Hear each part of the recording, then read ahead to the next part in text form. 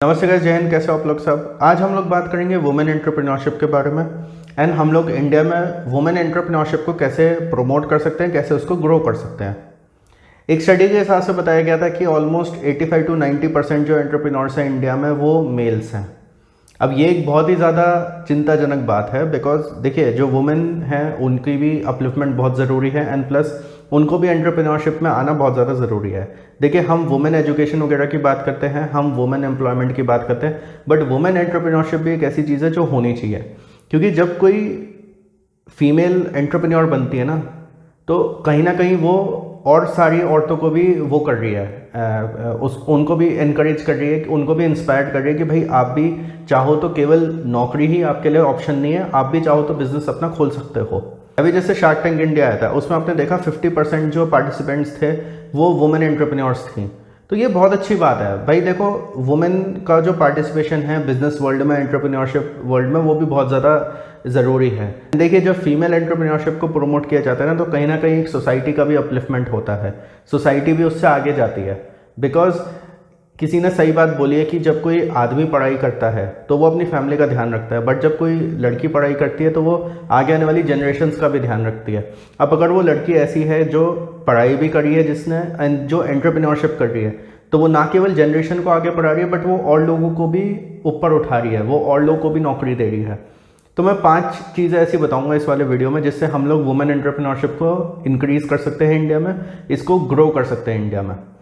पहली चीज़ होगी mindset of society.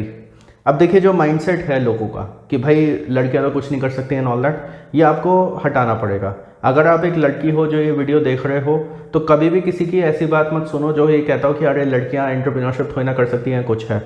लड़कियां सब कुछ कर सकती हैं। आप अगर एक लड़की हो और आप एंटरप्रेन्योरशिप करना चाहते हो, आप बिल्कुल बेझिझक करो, कोई ऐसी प्रॉब्लम वाली बात नहीं है, कोई उसमें डरने की बात नहीं है या लोगों की बातें मत सुनो। अब आप अगर एक लड़के हैं, अगर आपकी सिस्टर एंटरप्रेन्योरशिप करना चाहती हैं, आपकी मदर करना चाहती है, वाइफ करना चाहती है, गर्लफ्रेंड करना चाहती है, या आपकी जो डॉटर है वो करना चाहती हैं, तो आप उनको एनकरेज करिए कि भाई हाँ आप भी एंटरप्रेन्योरशिप कर सकते हैं, आपको भी आगे बढ़ना चाहिए। उनको एनकरेज करिए, उनको सपोर्ट करिए उन चीज़ों में कि हाँ तुम भी भाई एंटरप्रेन्योरशिप करो।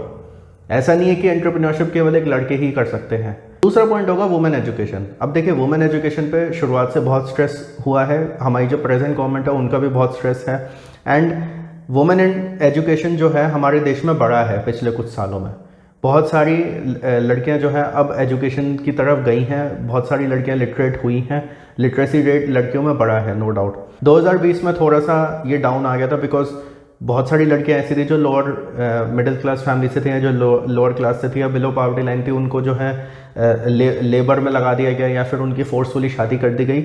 बट ये है कि जितना हो सके वुमेन एजुकेशन को प्रमोट करिए। वुमेन एजुकेशन को जितना प्रमोट किया जाएगा, जितना उनको कहा जाएगा कि हाँ आप पढ़ाई करो, आप ग्रेजुएशन भी करो, पोस्ट ग्रेजुएशन भी करो, आपका काम केवल हाउसवाइफ बनना नहीं है या फिर आपका काम केवल जो है आप ये नहीं है कि भाई आप बस ग्रेजुएशन कर लो कुछ भी है और किसी अच्छे कमाने वाले से आपकी शादी हो जाए एंड ऑल दैट। अगर किसी फीमेल का ग्रेजुएशन का मन है, पोस्ट ग्रेजुएशन का मन है, तो उनको एनकरेज करिए। जितना आप एनकरेज करेंगे उतना वुमेन एंटरप्रेन्योरशिप बढ़ेगा।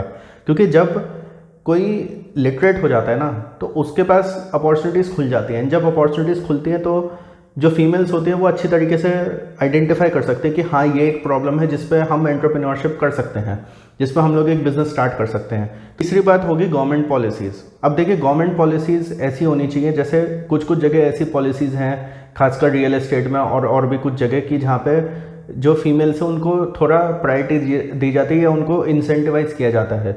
ऐसे ही हम लोग जो वुमेन एंटरप्रेन्योर्स हैं ना उनको इंसेंटिवाइज कर सकते हैं। जैसे फॉर एग्जांपल अगर स्टार्टअप्स को 3 साल का टैक्स ब्रेक दिया हुआ है तो अगर उसका ओनर कोई फीमेल है तो उसको हम ये कह सकते हैं कि भाई आपको 5 साल का टैक्स ब्रेक मिलेगा as compared to your male counterparts. अब जब ऐसे इंसेंटिवाइज किया जाएगा तो धीरे धीरे करके जो और फीमेल्स होंगी वो भी इनकरेज होंगी कि भाई उनको भी कॉन्फिडेंस आएगा कि हाँ अब गवर्नमेंट की भी पॉलिसीज़ ऐसी हो रही हैं जिसकी वजह से हम लोग एंटरप्रेन्योरशिप में और ज़्यादा कंफर्टेबल रह सकते हैं।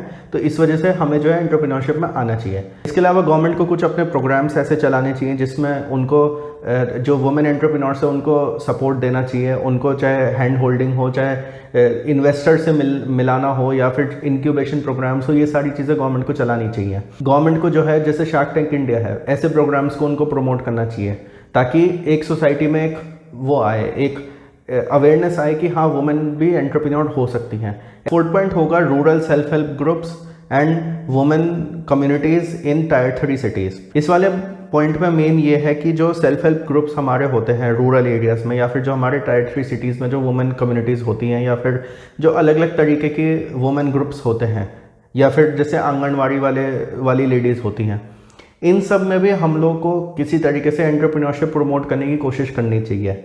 हमें उनको बोलना चाहिए कि आप किसी भी तरीके से MSME का पार्ट बनिए।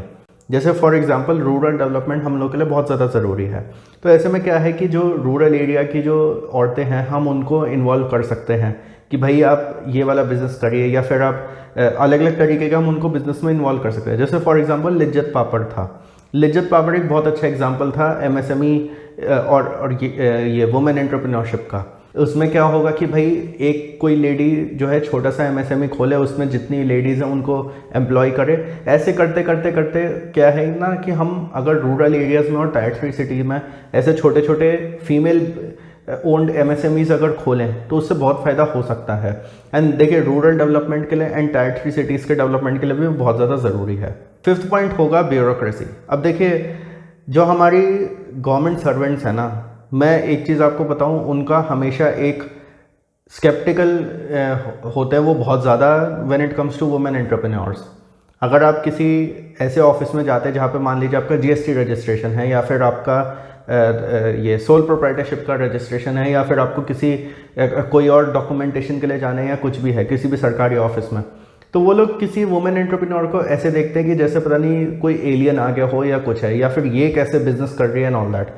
देखिए मैंने सोसाइटी की बात करी थी फर्स्ट पॉइंट में, उसमें तो ये था कि हम अपनी फैमिली में चेंजेस लेकर आ रहे हैं, बट इसमें क्या है कि हम लोग को ये भी ध्यान रखना पड़ेगा कि हमारे जो गवर्नमेंट ऑफिसेज हैं वहाँ पे भी एक ऐसा इन्वायरमेंट बने कि वुमेन एंटरप्रेन्योर्स को वेलकम किया जाए।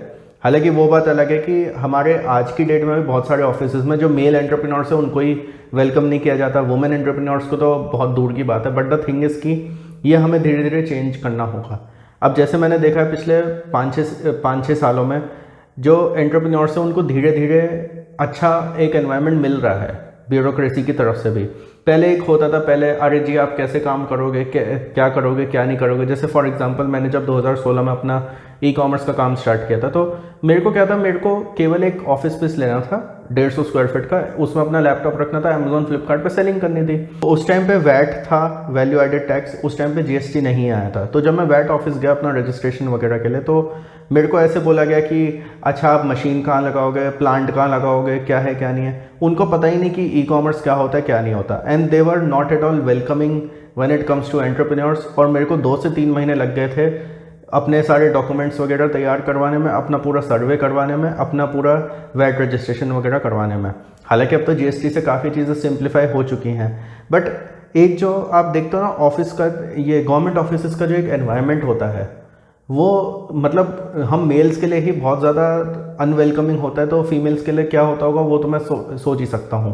क्योंकि देखिए जब कोई वुमेन एंटरप्रेन्योर होती है, अगर वो GST ऑफिस में जाए, या फिर सोल प्रोप्राइटरशिप के ऑफिस में जाए, या फिर कहीं पे कोई स्टैम्प पेपर लेने जाए, या फिर कोई और काम से जाए, या कोई क्लियरेंस लेने जाए, या फिर जैसे आपका होता है कि रेस्टोरेंट के बिजनेस में बहुत सारे क्लियरेंस आपको लेने पड़ते हैं, या किसी भी फैक्ट्री क्लियरेंस लेने जाए, कुछ भी है, तो उसका जो एक प्रोसेस होता है ना वो बहुत ज़्यादा स्मूथ होना चाहिए।